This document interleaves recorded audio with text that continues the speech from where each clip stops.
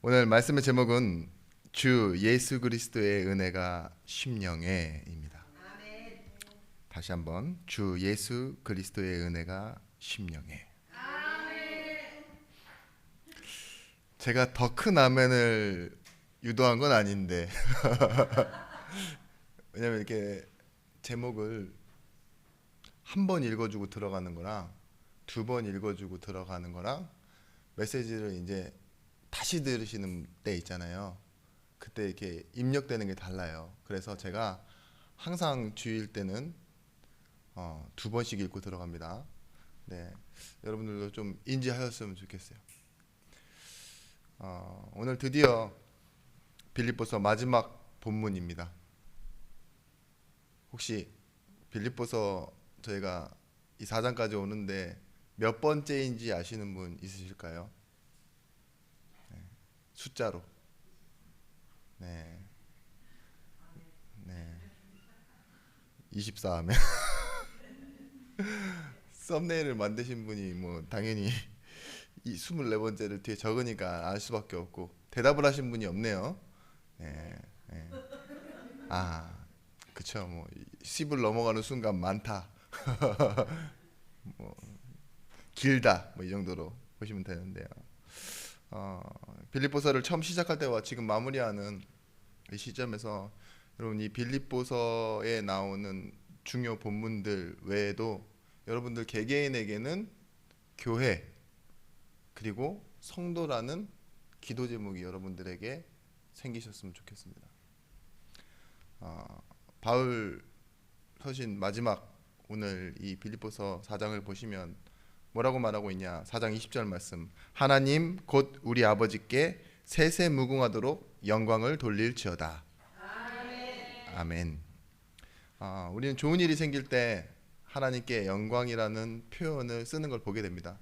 특히 뭐 영화 배우가 시상식에서 하나님께 영광이라는 단어를 쓰면 참 그래도 감사하죠. 같은 예수 믿는 입장에서 저렇게 상을 받는 자리까지 나와서 굳이 자기가 기독교인이다라고 표현해 주는 것만으로도 참 고맙고 그래요. 그리고 좀 잘 되는 일이 있을 때 그런 때 하나님께 영광이라는 표현은 더할 나위 없이 좋아 보입니다. 근데 여러분 혹시나 오해를 받고 무시를 받고 되게 불편한 상황이 오는데 하나님께 영광이라는 단어 써볼 용기가 있으십니까? 사람들이 나를 이상한 눈으로 쳐다보는데요.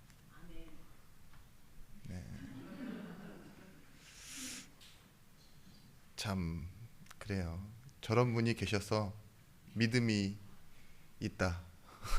또 내지는 믿음이 이상하다라고 말하는 표현을 쓰게 되는데요. 어, 대부분 이렇게 헌금할 때 어떤 마음으로 헌금하십니까? 네.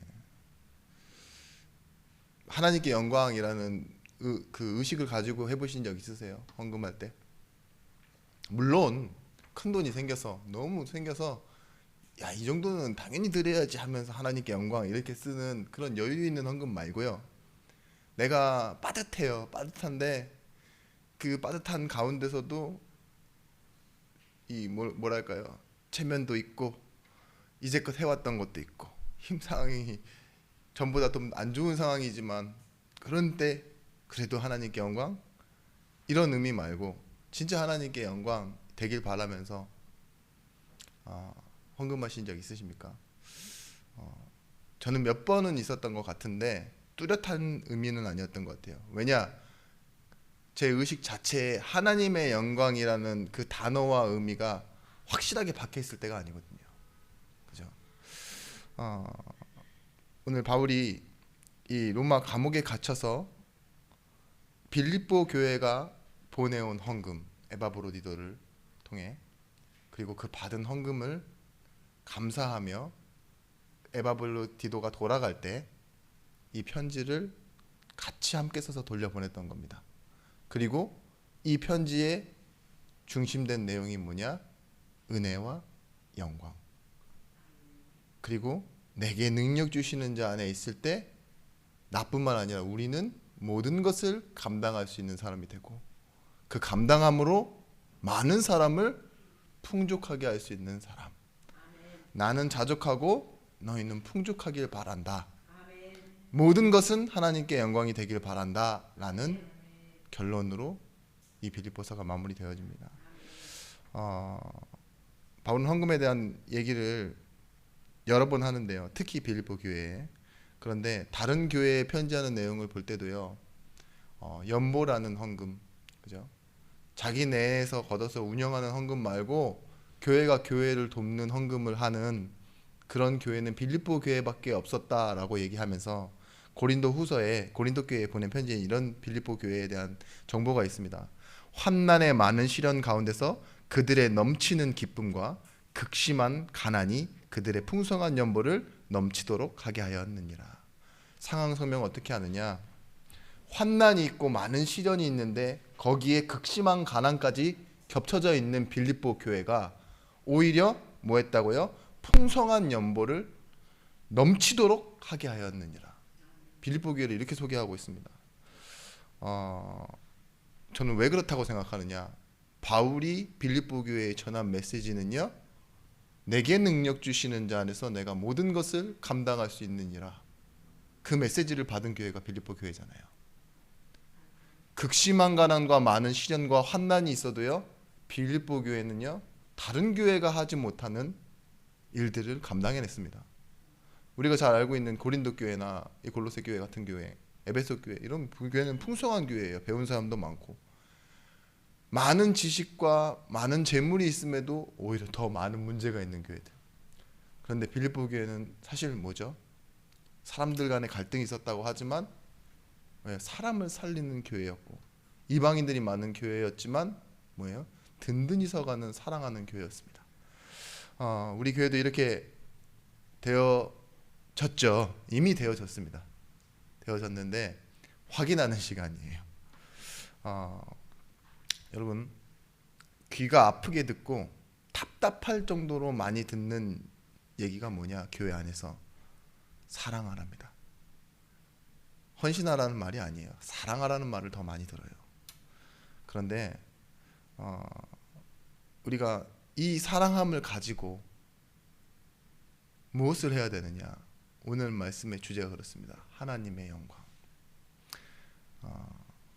분명히 로마서 3장 23절 말씀에 뭐라고 했냐? 모든 사람이 죄를 범하였음에 하나님의 영광에 이르지 못하더니, 다시 말해 하나님을 떠나 있는 상태, 그 죄에서는요, 죄를 범하면요 하나님의 영광을 볼 수 없는 자리입니다. 첫 번째는 무엇이냐? 성도의 자리는 하나님의 영광을 보는 자리입니다. 성도의 자리는 하나님의 영광을 보는 자리. 구약에서 영광을 히브리어로 카보드라고 합니다. 헬라어는 독사라고 하고요. 우리가 말하는 그 독 있는 뱀 독사 말고 그냥 독사, 발음이 독사입니다. 근데 이 의미는 뭐냐? 풍성함이라는 의미와 당당함, 명성이라는 의미가 같이 담겨 있는 게 영광이에요. 그 모닝 글로리라고 그러죠. 그걸 보고 영광이라는 표현을 쓰는데, 아침에 해가 떠오를 때 풍성하잖아요. 그죠? 밝고 어둠이 물러가고. 저는 그걸 보면서 힌트를 얻었습니다. 영광은 시간표에 따라 나타나는 거라고. 노력에 의해서 나타나는 게 아니에요. 해는요 뜨는 시간에 뜹니다. 그죠? 하나님의 영광이 어떻게 나타나냐? 하나님의 계획과 하나님의 시간표에 나타나는 거예요. 성도에게 하나님의 영광이 언제 나타나겠습니까? 하나님의 시간표와 하나님의 계획을 따라. 그래서 하나님을 인정하는 것, 그리고 하나님을 바라보는 것, 믿음이라고 하죠. 이때 하나님의 영광을 바라보게 됩니다. 언제냐? 물론 예배입니다. 이사야서 42장 8절 말씀에 나는 여호와니 이는 내 이름이라. 그리고 뭐라 말씀하시느냐? 나는 내 영광을 우상에게, 내 찬송을 다른 자에게 주지 않으리라 말씀하십니다. 하나님의 영광은요 빼앗길 수 없는 거예요. 하나님만 나타내실 수 있는 겁니다.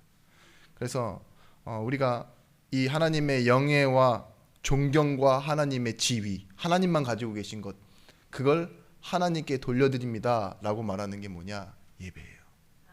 하나님이 창조주이시고 죄인을 구원하신 구원자이시며 지금 나는 하나님의 자녀요, 하나님 나의 아버지 주 되십니다 라고 고백하는 거 있죠. 그게 예배입니다. 여러분, 성도의 승리는요, 우리 힘에 의해서 주어지는 것이 아니라 하나님의 은혜의 결과라는 걸 알고 계셔야 돼요. 치열하게 싸워서 이겨놓고 하나님께 영광, 이게 아니라 하나님의 은혜로 시작하고 결과적으로 하나님이 함께하셔서 승리하는데, 이것이 결국은 무엇이라고 말하는 겁니까? 내 힘의 근원과 함께하심이 하나님으로부터 있었습니다 라고 고백하는 겁니다. 여러분, 마태복음 22장 36절 40절 말씀에 가장 큰 계명이 뭐냐라는 질문에 질문하시고 예수님이 자기가 바로 대답하세요. 구약을 이용해서. 그게 뭐냐? 너는 마음을 다하고 뜻을 다하고 목숨을 다하여 내 하나님 여호와를 사랑하고 이와 같이 내 이웃을 내 몸과 같이 사랑하는 것이다. 거기에 하나님의 영광이 있어요. 하나님을 사랑하는 성도의 모습과 이 하나님 사랑하는 성도가 자신처럼 성도를 사랑하는 것, 그죠? 거기에 하나님의 영광.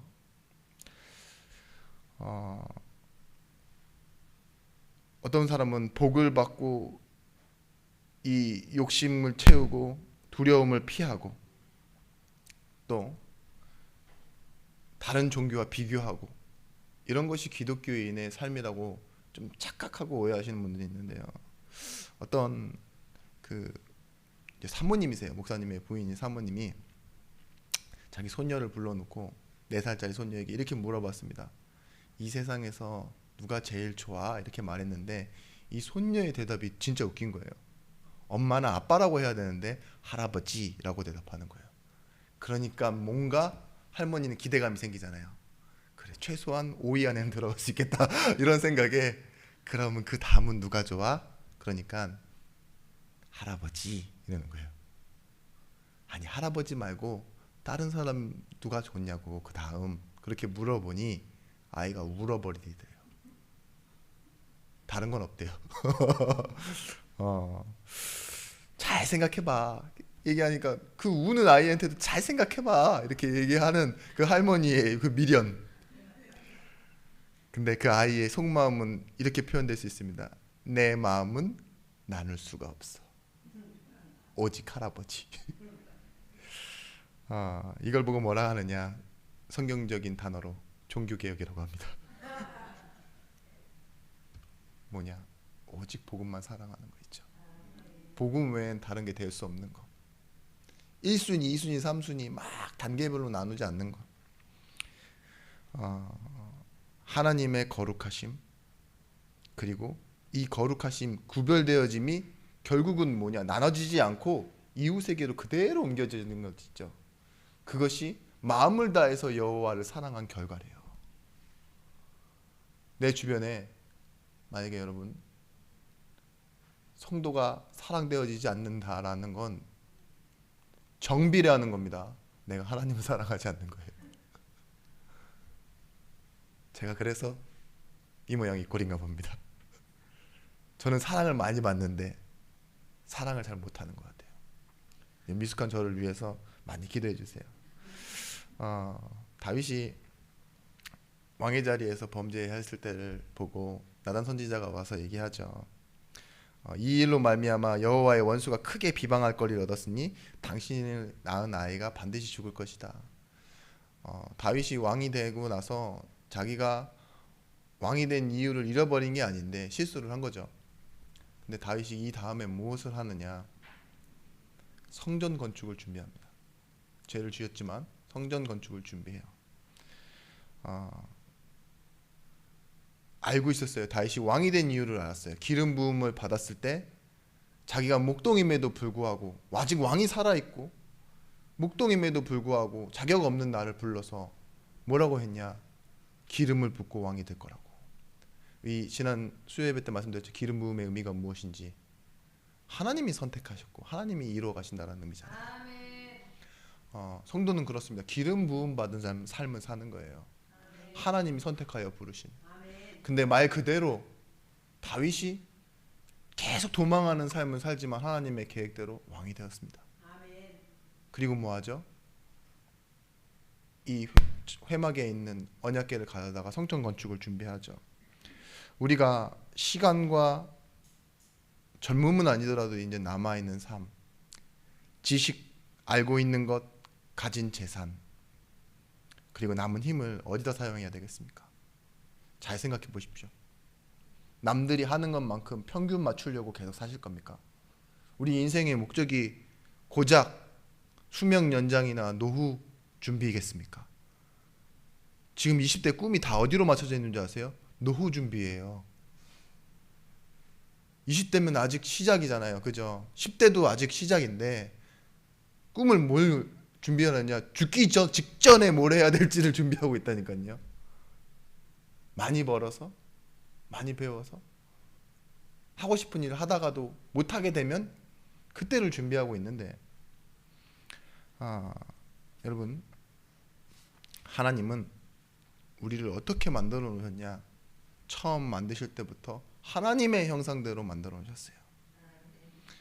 물론 하나님은 사람의 눈에 보이시지 않습니다.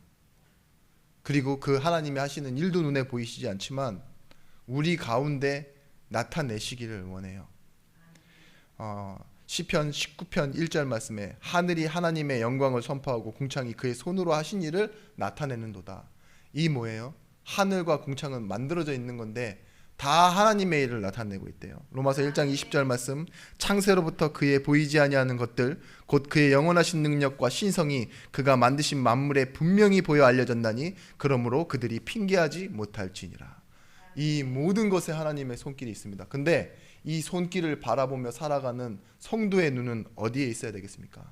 소요리 문답 4문에 하나님은 어떠신 분이신가에 대한 답으로 이렇게 말하고 있습니다. 답, 하나님은 영이시며 존재, 지혜, 능력, 거룩, 공의, 인자, 진실에 있어서 무한하시며 영원하시며 불변하시다. 자, 제가 말했던 이 좋은 다 내용들 있죠. 지혜와 존재와 능력과 거룩과 공의와 인자와 진실에 있어서 무한하신데 이 속성을 보고 뭐라 그러냐? 공유적 속성이라고 말해요. 하나님이요, 이 부분을 우리와 공유하셨대요. 이해하십니까? 예배할 때 우리는요, 존재에 있어서 지혜롭게 되며 능력 있게 되며 거룩하게 되며 공의롭게 되며 진실하게 되어지고 이것이 무한하게 나오는 거예요. 나는 그럴 수 없는데 사실 뭐예요? 로마서 이 8장 33절 말씀처럼 영광을 보지 못하는 사람들은 멀리 있어요. 근데 이것을 보는 사람은 어떻게 된다고요? 이 부분에 있어서요, 생명이 자라나게 돼 있어요. 우리가 하나님의 마음으로 사람을 어떻게 대할 수 있느냐? 여러분, 노력해서 안 됩니다. 그냥 보고 증인되는 거예요. 영광을 보고 증인되어지는 겁니다. 식물이 자력으로 자라나는 게 아니라 빛을 보고 자라나는 거예요. 막 뿌리 내려서 하는 게 아니라 물이 있어야지 일단 근원적으로. 그래야 뿌리 내린 걸로 물을 빨아들일 거 아닙니까? 사막에서 자랍니까? 요한복음 4장 24절 말씀에 하나님이요, 참되게 예배하는 자들을 찾으셔서 우리로 하여금 예배한대요. 하나님은 영이시니 예배하는 자가 무엇으로요? 영과 진리로 예배할 지니라. 오늘 여러분 돌아가셔서 여러분 자신부터 착각을 바꾸셔야 돼요. 그리고 착각하고 있는 성도 있으면 반드시 질문하시고 이렇게 답 주셔야 됩니다. 내가 착각해서 온 게 아니다. 내가 교회를 선택해서 간 것이 아니다. 하나님이 나를 부르신 것이다. 내가 믿고 있다라고 착각해서도 안 됩니다. 무엇이냐? 오고 가는 선택이 내게 있는 것이 아니라 누구 때문에 왔고 누구 때문에 오기 싫고가 아니라 하나님의 영광을 보이시기 위해 오늘 나를 이 자리에 불러주셨다. 이게 흔들리지 않아야 말씀이 제대로 들리기 시작해요. 그 말씀이 들리기 전에는요, 뭐 하죠? 주변에 있는 사람 생김새, 상황, 불편함 이런 것들이 다 오감을 통해서 느껴집니다. 냄새, 막 이 보여지는 이 꼴, 그죠? 들리는 이 시끄러운 소리들, 불쾌한 소리, 기분 좋은 소리, 뭐라 그러죠? 또 개그 본능이 나오는데 주일날 좀 참아야 되는데 신금을 울리는 맑고 고운 소리, 그런 소리는 잘 안 들려요. 뚝딱뚝딱 소리 들리고, 그죠? 불쾌한 소리 들리고, 그 쩝쩝 소리 있죠, 막 이런 소리처럼 막 다 들리니까. 근데 여러분, 부르심에서 시작해야 되고, 그 부르신 이유는 하나님의 영광을 보이시기 위함이라는 거. 그래서 나중에는요, 좀 제자가 제대로 된 현장에서 이렇게 은혜를 받고 서기 시작하면요, 이상한 소리가 와도 하나님 말씀에만 집중합니다. 우리 예준교회 성도님들은 당연히 그런 분들이죠. 막 옆에서 막 굴삭기가 움직여도 하나님의 말씀만 들리는 여러분들 맞죠? 네? 옆에서 누가 끙끙 앓고 있어도 막 나는 하나님의 은혜만 보이는 사람 많죠? 네. 웃으면서 하면은 그냥 오늘 한번 웃어줄게. 그때 돼봐야 알지. 맞아요. 우리는 그래요. 이 시각이라는 게 뭐라 그러죠? 시력이라는 게 그냥 눈앞에 있으면 딱 보일 수밖에 없어. 피해서 딱 잘라내고 부분만 가리고 볼 수 없고 다 보는데, 사실은 뭐냐? 해석이에요, 해석. 이걸 내 마음속에 어떻게 풀어내느냐. 그래서 여러분, 이제 뭐 하시면 됩니까? 하나님의 영광을 보고 보여주시는 증인 되시면 됩니다. 그래서요, 두 번째 성도의 결론은요, 하나님께 영광을 돌리는 것입니다. 과거가 흘러서 온 현재가 맞습니다. 시간의 흐름 따라 오늘의 내가 있는 게 맞아요. 그런데 성도는 또 다른 의식이 있어야 돼요. 그것이 뭐냐? 하나님의 영광을 위해 준비된 축복의 오늘, 이 사실을 놓치지 말아야 돼요. 운명론자나 불신자들은 뭐라 그러냐? 사주팔자 운명 뭐 이런 것처럼요, 과거가 흘러서 오늘이 된 거예요. 그죠?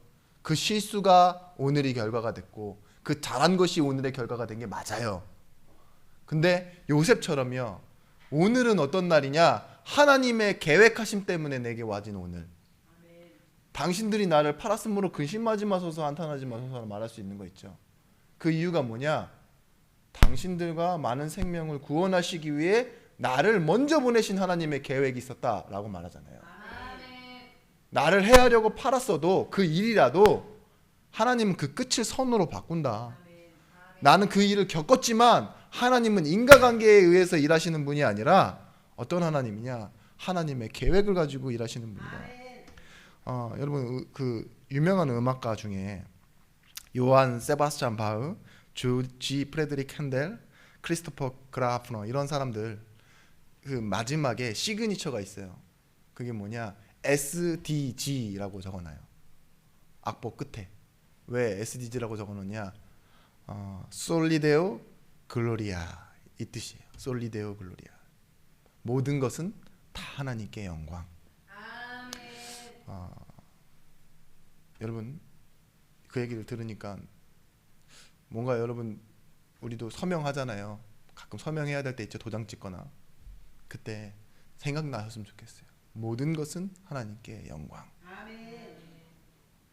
내 이 손해가 나는 계약서에다가 서명을 할 때라도요, 꼭 SDG, 모든 것은 하나님께 영광. 헌금, 뭐 주정헌금 봉투야 이름이 적혀 있고 거기다가 넣는 거지만, 혹시나 감사 제목을 적어야 될 때 있잖아요. 그때는 어떻게 하시죠? 금액과 상관없이 이름 적죠.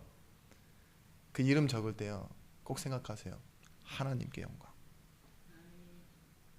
내 것을 헌신하고 뭔가 다른 의미를 담으시지 말고 사실은 하나님께 영광.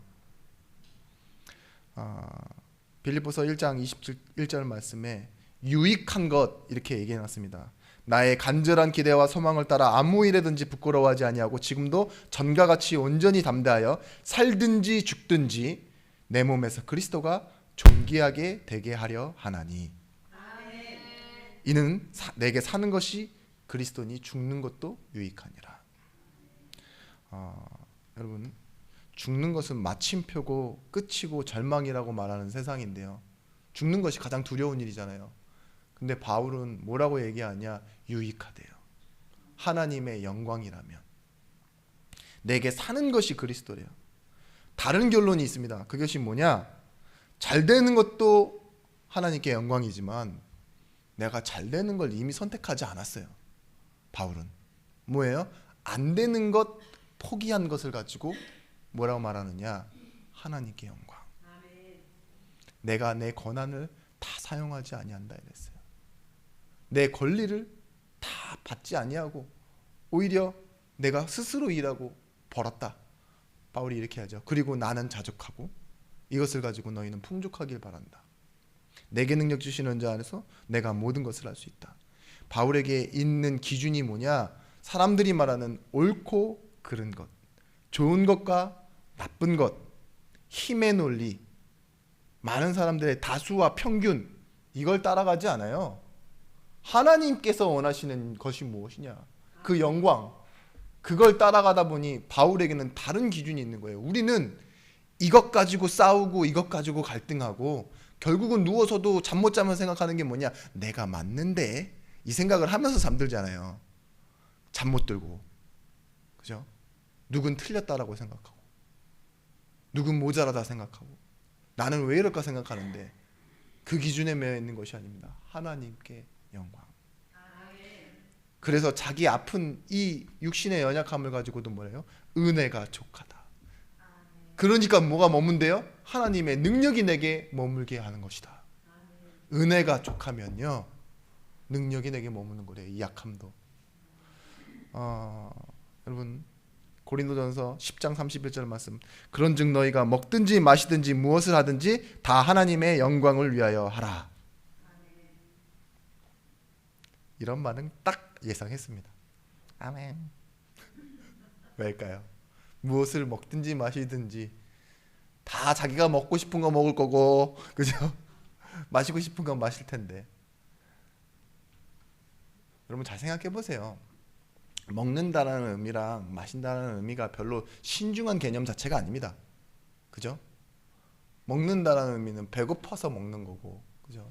그 중에 좀 더 맛있는 거 먹고 싶은 거고, 남들 보니까 맛있게 먹어. 그럼 저것도 내가 먹어보고 싶은 거잖아요. 마신다는 의미는 또 뭘까요? 목마르니까 할 수 없이 물 마시는 거고. 근데 그것도 하나님의 영광. 다른 말로 뭐냐? 의식적으로 해라 이거예요. 내가 습관처럼 그냥 마땅히 해야 할 것 같이 해서 하는 것도 뭐 하라고요? 하나님의 영광을 위해서. 여러분 신앙생활이라는 단어 자체가 믿고 바라본다는 의미잖아요. 근데 여기 하나 더 추가되어야 하는 의미가 있습니다. 믿고 바라보기 이전 상태가 뭐냐? 주의 말씀을 청종하는 겁니다. 듣고 바라봐야지만 뭐예요? 제대로 보이기 시작해요. 여러분 여행할 때 물론 가이드가 필요 없는 여행이 있지만 박물관이나 어딘데 간테 이렇게 어린이 아이들 데리고 가서 꼭 설명해 주시는 분들 보셨죠? 어제도 제가 이렇게 우리 전도사님한테 가이드를 받았어요. 떡집에서 떡을 사오셨는데 이 떡에 대한 설명을 해주시더라고요. 그래가지고 제가 그 가이드를 받고 보니까 그 떡이 진짜 그렇게 보여요. 그리고 갑자기 이 권사님이 들어오시길래 제가 바로 설명했습니다. 짧게. 이 떡은 분명히 맛있고 담백하게 만들었는데 파는 떡은 이렇습니다. 그런데 우리가 쌀을 줘서 부탁하면은 꼭 떡이 달게 나옵니다. 그죠? 이 설명을 순식간에 했어요. 그게 가이드예요. 듣고 먹어보고 알고 설명할 때도 달라지는 거예요. 그죠? 그 떡의 차이 있잖아요. 우리가 맡긴 떡과 그 떡집에서 스스로 만들어 돈 주고 파는 떡은 퀄리티가 다르다. 맛도 다르다. 그죠? 코람데오의 의미가 뭐냐? 말씀 앞에서잖아요. 하나님 앞에서. 신명기 28장 이렇게 말합니다. 1절에서 10절 말씀에 내가 내 하나님 여호와의 말씀을 삼가 듣고 내가 오늘 내게 명하는 그 모든 명령을 지켜 행하면, 듣고 행하래요. 그냥 마음대로 하는 게 아니에요. 듣고 행하고 보는 겁니다. 행하여 보는 것. 그러면 내 하나님 여호와께서 너를 세계 모든 민족 가운데서 뛰어나게 하실 것이라. 좀 요약하면 뭐냐? 너는 그것 때문에 들어가도 복을 받고 나가도 복을 받을 것이다. 10절 마지막 말씀. 땅의 모든 백성이 여호와의 이름이 너를 위하여 불리는 것을 보고 너를 두려워하리라. 하나님의 영광의 이름을 높이는 것을 보고 너를 두려워하리라, 이 소리예요. 여러분, 우리가 결론은 이렇다고 말씀드렸잖아요. 하나님의 영광을 돌리는 것.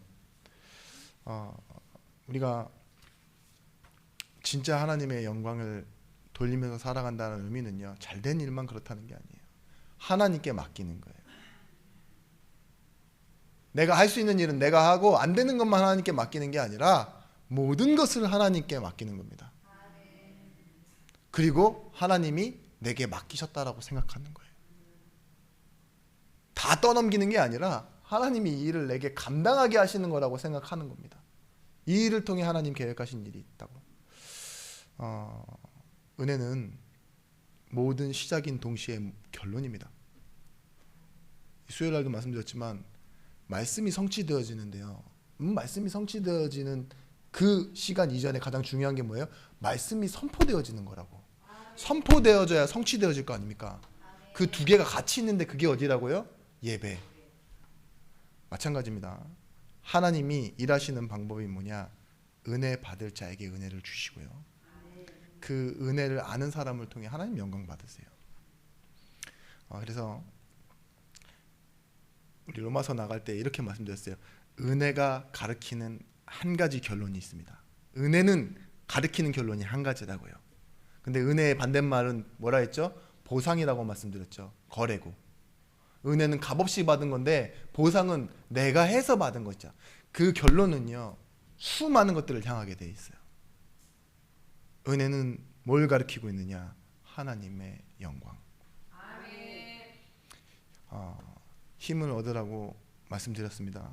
기도하기 전에도 힘을 얻어야 되고, 일을 하기 전에도 사람을 만날 때에도 힘을 얻어야 돼요. 만약에 배가 이렇게 항해하고 있다가 동력을 잃으면 어떻게 되느냐? 떠다녀요. 둥둥 떠다니게 됩니다. 큰 배는 뭐 그렇다 쳐도 작은 배도 그래요. 그게 뭐냐? 인생도 마찬가지예요. 목적지를 향해 출발했는데 우리가 힘을 잃어버리는 순간이 오잖아요. 문제를 당하거나 답답하게 당하면 성도는 뭐 하느냐? 힘을 잃어버려요. 그래서 뭐예요? 하나님의 영광을 위해 시작하고 준비했다가 내게 유익되는 쪽으로, 내가 손해를 덜 보거나 아니면 내가 조금 더 편안하게 할 수 있는 쪽으로 자꾸 방향이 바뀐다니까요. 하나님 마이크를 축복하소서. 근데 마찬가지입니다. 영광을 위한 시작의 단어 세 번째입니다. 반드시 은혜입니다. 반드시 은혜. 영광을 위한 시작, 반드시 은혜. 4장 23절 말씀 뭐라고 나와 있습니까? 주 예수 그리스도의 은혜가 너희 심령에 있을지어다. 하나님께 영광을 돌릴지어다로 마무리하고 끝인사, 제일 끝에가 뭐예요? 더 끝에 은혜가 심령 속에 있을지어다. 은혜라는 것 자체가 우리가 구해서 발해서 받는 기복이 아니잖아요. 하나님에 의해서 받고 알게 됐을 때 나중에 은혜라고 얘기하잖아요. 그죠? 그러니까 받고 나서 아는 게 은혜입니다. 근데 은혜란 당연한 질서가 아니에요. 말 그대로 은혜예요. 기득권이 아니라고요. 빨리 온 사람이 먼저 가져가는 그런 포도원 주인의 비유 아시죠? 나 돈 더 빨리 왔으니까 많이 주세요가 아니라니까. 될 수가 없어요. 은혜는 놀랍도록 공평하지만 놀랍도록 뭐죠? 무질서한 겁니다.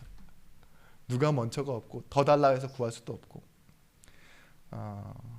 받을 자격이 없는 사람이 받아가고, 그런 게 은혜잖아요. 근데 이 필립 안시라는 사람이 이렇게 얘기했다 했죠. 하나님의 사랑을 더 받기 위해 할 수 있는 일이 아무것도 없는 것이 은혜라고. 더 받기 위해서 할 수 있는 일이, 그렇지만 또 무엇으로도 하나님의 사랑을 약화시킬 수 없는 것이 하나님의 은혜라고. 내 실수가, 내 연약함이, 내 부정이 뭐예요? 하나님의 사랑을 약화시킬 수 없대요. 혹시 성도 중에 조금 하나님과 멀어져 있는 것 같고 지 맘대로 하는 사람 있다고 하나님의 사랑이 약해진다? 그러지 못해요. 빌립보서 1장 6절 7절 말씀처럼 시작하신 분이 그리스도의 날까지 이루어 가시는 걸 보고 은혜라고 합니다. 그래서 우리가 구할 수도 바랄 수도 없는데 알지도 못했는데 먼저 시작하신 하나님의 사랑. 근데 로마서 5장 15절 말씀에 이 은혜가 우리 인생에 왕노릇한답니다. 그 은혜가 왕노릇하여 한 사람의 범죄로 말미암아 사망이 그 한 사람을 통하여 왕노릇하였은즉 더욱 은혜와 의의 선물을 넘치게 받은 자들은 한 분 예수 그리스도를 통하여 생명 안에서 왕노릇하리로다. 로마서 5장 21절 말씀입니다. 이는 죄가 사망 안에서 왕노릇한 것 같이 은혜도 또한 의로운 말미암아 왕노릇하여 우리 주 예수 그리스도로 말미암아 영생에 이르려 하게 하려 함이라. 뭐예요? 죄는 사망 안에서 왕노릇하지만 죽어있는 자 안에서 왕노릇하지만 생명 얻은 우리는 뭐예요? 은혜가 왕노릇한다고요. 왕노릇이라는 말이 무슨 의미인지 아시죠? 갑질에 갑질을 한다는 겁니다. 은혜가 갑질을 한대요. 내 인생에 내 불편함, 내 연약함, 내 실패, 그 어제 있었던 그 어떤 답답한 일도요, 내 인생에 왕노릇하지 못해요. 하나님 자녀는 은혜가 왕노릇합니다. 보상은 어떤 거냐? 보상이 왕노릇할 땐 자기 자신이 성공한 거, 돈, 자리, 모든 것을 결정하고 선택하는 힘, 이런 것이 왕노릇하는 것처럼 보이죠? 그게 보상이 왕노릇하는 겁니다. 근데 은혜는 뭐예요? 죄인을 하나님의 자녀의 자리에다 끌어다 놓고요, 하나님의 영광 보는 자리, 하나님의 영광 임하는 자리, 그리고 하나님의 영광 말하는 자리, 그 자리로 보내지는 겁니다. 우리 아시죠? 하나님의 부르심이 있는 자리가 바로 방주였습니다. 이 노아 아시지만 창세기 6장에 보시면 그러나 노아는 은혜를 입었더라 이랬더니 그 은혜가 왕노릇하기 시작했어요. 어떻게 했냐? 120년 동안 12일이 아닙니다. 120일이 아닙니다. 20년 그동안 뭐예요? 사람들이 막 떠들어대는데요, 노아가 흔들리지 않아요. 은혜가 왕노릇해요. 그러나 노아는 은혜를 입었더라라고 나오잖아요. 근데 뭐예요? 결국은 이 노아 인생이 은혜에 차압당해 버렸어요. 그러고 나니까 곧 비에 갇히고 그 익사하고 다 끝나는 저주 가운데서요, 생명의 씨앗으로 뭐 하느냐? 방주로 들어가는 겁니다. 방주가 얼마나 은혜의 덩어리고 은혜가 왕노릇하는 자리냐? 부정한 짐승들을 다 살려버리는 자리예요. 정한 짐승, 부정한 짐승 가리는 곳이 아니에요. 방주 밖은 그런 곳이지만 방주는요, 부정한 짐승도 들어오면 살아요. 그죠? 그래서 중요한 건 뭐죠? 은혜 안으로 들어오느냐, 은혜 밖에 있느냐지. 방주 안으로 들어오느냐, 방주 밖에 있느냐지. 교회라는 곳이 그렇습니다. 어떠한 윤리와 죄와 무능함과 이런 실수 있죠, 이런 걸로 따지는 곳이 아니에요. 들어오면 살아나는 곳이에요. 은혜가 왕노릇하는 곳. 여러분, 여기서 계속 강조되었던 말이 더욱이라는 말입니다. 우리 인생도요, 짝퉁 같은 인생인데요, 결국은 뭐예요? 진짜같이 왕노릇한다 이 말입니다. 그래서요, 여러분, 이 왕노릇을 여러분들이 누리면서 사셔야 돼요. 끌려가지만 누리면서 사셔야 된다고. 어떤 시시한 명분, 자존심 막 이런 것 때문에 내 선택, 이게 왕노릇하면 안 돼요. 그리스도가 하신 일을 내가 마치 하듯이 이뤄내는 것을 보고 뭐라 하느냐? 내가 되어지는 겁니다. 왕노릇. 그리스도께서 하신 그 왕 선지자 제사장의 역할 있죠. 이 일을요, 내가 가서 마치 내가 하듯이 사람에게 전하고, 그리스도의 사랑인데 마치 내가 사랑하듯이 사람 살리고, 그죠? 우리 요양보호 하시는 분들 특별히 더 은혜가 있으시기 바랍니다. 예? 마치 이거 하면 비급여로 들어오듯이가 아닙니다. 예? 하나님의 사랑하는 거예요.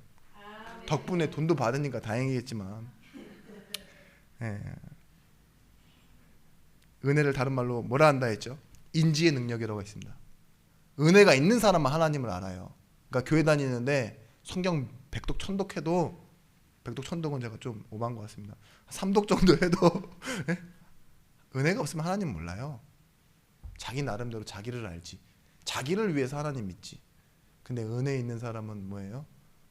딱 지나가는데 종이 한 장 전도지가 딱 얼굴에 붙어요. 근데 찢어진 전도지인데 종이도 흐릿흐릿한데 주 예수를 믿으라. 그리하면 너와 내 집이 구원을 얻으리라. 수고하고 무거운 짐진 자들아 다 내게로 오라. 내가 너희를 쉬게 하리라. 그 문구 보고 예수 믿는 사람 많대요. 그 문구가 강력한 부적의 힘이 있어서 그런 게 아닙니다. 은혜예요, 은혜. 노력하고 용서하고 참아내도 안 믿어지는 사람은 안 믿어져요. 근데 은혜 있는 사람 못했죠? 하나님이요, 그런 사람을, 죄인을 부르셨어요. 선교사로 만드시기도 하고 지금까지 이끌어 오셨죠. 저는 한번 생각해 봤어요. 어제도 이렇게 말씀드렸지만 전도는 정상적인 사고방식으로는 할 수 없는 겁니다. 저 약하고 모자라고 잘못한 사람을 어떻게 용서해냅니까? 가진 것도 없는데. 두말할 것 없이요, 그런 반대편의 평가는 놔도요, 그와 다를 바 없이 더 이상한 사람이에요. 그런 내가 또 저 사람을 전도하라고, 나보다 더 나은 사람을? 정상적인 사고로는 할 수 없어요, 전도. 근데 뭐예요? 은혜 플러스 하나님이 함께. 그러니까 하는 거죠. 은혜가 왕노릇하니까. 한 번 막히는 게 아니라 여러 번 막히고 결론에 쉽게 도달하는데 나는 진짜 안 되겠다, 이런 생각을 많이 했습니다. 은혜란 내가 가진 일부를 내어놓고 하나님과 합의해서 원만한 연합에 이루어내는 것이 아니라요, 하나님이 모든 것을 다 이루시고 다 끝내시고 나에게 보여주시는 증거예요. 그래서 여러분 두려워하지 마십시오. 인간은 본연의 자존심을 지키고 싶어해요. 틀린 것이랄지라도. 근데요, 바울을 기억하십시오. 뭐 했느냐? 바울이 다른 사람보다 특별히 더 은혜를 받았다라고 볼 수 없어요. 똑같은 은혜예요. 근데 이 은혜를 어떻게 누리기 시작했냐? 결론을 하나님의 영광으로 두고요, 늘 예배했어요. 바울의 힘은 다른 게 아닙니다. 예배하고 기도하러 가다가. 바울은 뭐 다른 데서 특별한 그 신통력이 있었던 게 아니지 않습니까? 돈이 많았습니까? 얼굴이? 배움이? 아니에요. 가는 곳마다 예배. 성도의 예배는 무엇이냐? 나를 살리고 세상을 살리는 것입니다. 인생에 오는 불편함, 불합리, 불안정, 불신앙, 바울 다 겪었어요. 더 많이 겪었습니다. 왜 그런지 아십니까? 예배에 성공했기 때문에. 다 감당하고 승리하고 넘어서서 다 살려냈습니다. 예배는 내가 편해지는 게 아니고 남들이 인정해주는 수단은 아니죠. 그런데 여러분, 승리하셨습니다. 승리하실 것입니다. 결론입니다. 생명의 복음을 막을 자 없고 주의 말씀을 폐할 자 없다. 찬양 후렴부입니다. 생명의 복음을 막을 자 없고 주님의 말씀을 폐할 자 없네. 언약의 백성이라는 찬양 후렴부죠. 근데 빌립보서 4장 22절 말씀 우리 같이 한 목소리로 한번 읽어볼까요? 모든 성도들이 너희에게 문안하되 특히 가이사의 집 사람들 중 몇이니라. 아멘. 타이밍을 놓친 관계로 저 혼자 읽었습니다. 예. 근데 오늘 말씀 제목에 나와 있죠. 가이사의 집 사람들 중 몇이니라. 좀 짧게 말씀드리면 각각 문안하라 이 뜻은요, 영어로 보면은요, all이에요. all. 모든 사람에게, 개개인에게 다 문안해라 이 소리예요. 성도는 성도에게. 근데 여기에 소름 끼치는 말이 하나 나옵니다. 나와 함께 있는 가이사의 집 사람들 중 몇이 너희에게 문안한다. 그냥 그렇게 받아들이시죠. 그런 내용이 아니에요. 가이사, 다른 말로 뭐냐, 영어로는 시저라고 나와 있는데 우리는 이제 번역을 가이사로 해놨습니다. 로마 황제를. 근데 이집트의 왕을 다 바로라고 했어요. 파라오. 그랬던 것처럼 로마 황제를 시저라고 번역하는데요. 여기에 보면 누가 있느냐? 성도 중에 가이사 시저의 하우스홀드 집 가족들이 있다는 거예요. 바울이 이 감옥 주변에서도요, 감옥 안에서 성도로 있는 사람들이 가이사의 친척들이 있대요. 근데 이게 왜 놀랄 일이냐? 초대교회와 교회들이 당한 핍박을 알아야 돼요. 사람들을 죽여서 횃불로 쓰고요. 그죠? 그리고 이 성찬식 하는데 사람을 죽여서 피를 마신다고 말하기도 하고, 오해를 뒤집어 씌우기도 하고, 예수 믿는 사람 데려가서 그냥 노예 만들어 버리고 죽이기도 하고, 재미로 사자의 밥으로 줘버리는 그런 시대 곧 찾아옵니다. 바울 시대 이후에. 근데요, 그 가운데 누가 있다고요? 그 황제의 가족들이 있대요. 어떤 목사님 그렇게 질문하더라고요. 이 편지를 받아보던 마지막 빌립보서에 있는 가이사의 가족들이 무난한데요, 성도가 돼요. 그러면은 이 편지를 받던 빌립보 성도들의 마음이 어땠을까? 객관식 네 개로 나눠놨습니다. 첫 번째, 바울이 정치적으로 로마에 전향했다. 맞는 답일까요? 두 번째, 바울이 로마 제국의 앞잡이가 되었다. 세 번째, 바울이 스파이 짓을 하는 것이다. 사실은 넘어가지 않았는데 가이사의 팀과 붙어가지고 교회를 위해서 안정시키고 있다. 네 번째입니다.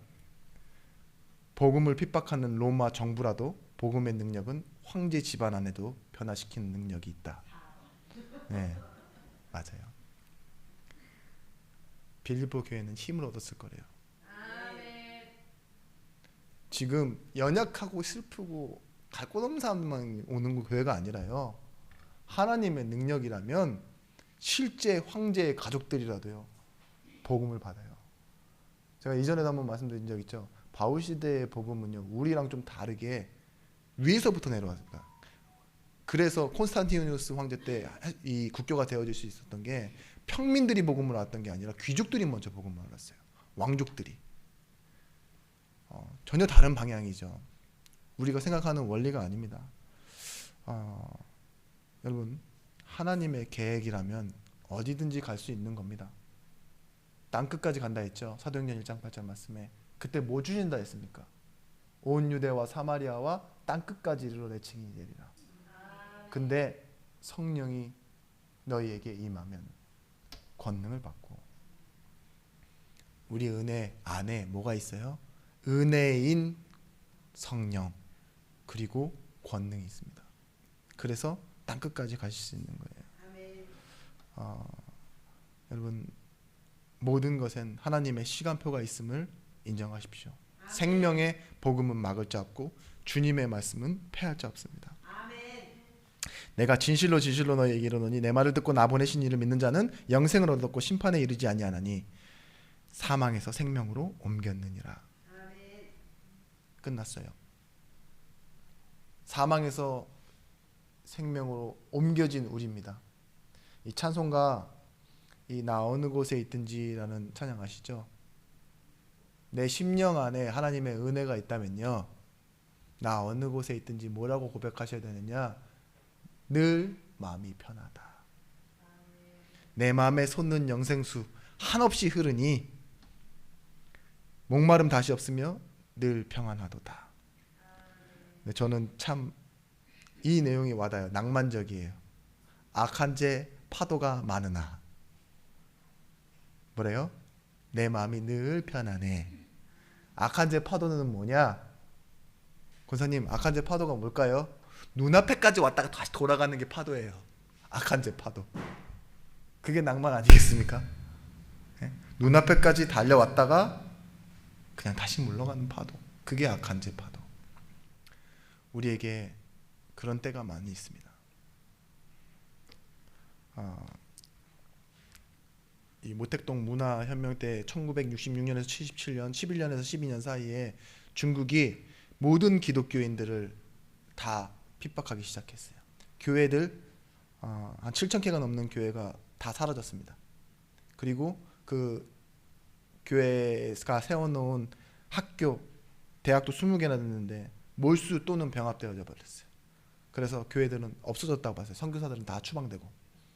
근데 문화혁명이 끝나고 난 후에 중국이 어떻게 되는 줄 아십니까? 기독교 인구가 3배가 늘어났습니다. 이해가 안 되시죠? 교회는 다 지하교회가 됐는데 가정교회가 되고 2030년 이제 6년 남았습니다. 2030년에 기독교인 비율이 가장 높은 곳이 어디가 될 거라고 말하느냐? 예상 밖으로 공산주의인 중국이 기독교인 인구가 제일 많을 거래요. 이해가 되세요? 생명의 복음은 막을 수 없대요. 북한에도요. 예수 믿으면 죽이는데요. 그죠? 오히려 손해 오잖아요. 계속 다 빼앗기고. 그런데도요. 그 성경을 읽고 걸리면 안 되니까 그 읽은 성경 입으로 먹고 산속에 숨어 살고 아직도 있대요. 그게 뭘까요? 사람의 힘이 아니라 하나님의 일하심 아니겠습니까? 여러분 기억하시고 누리십시오.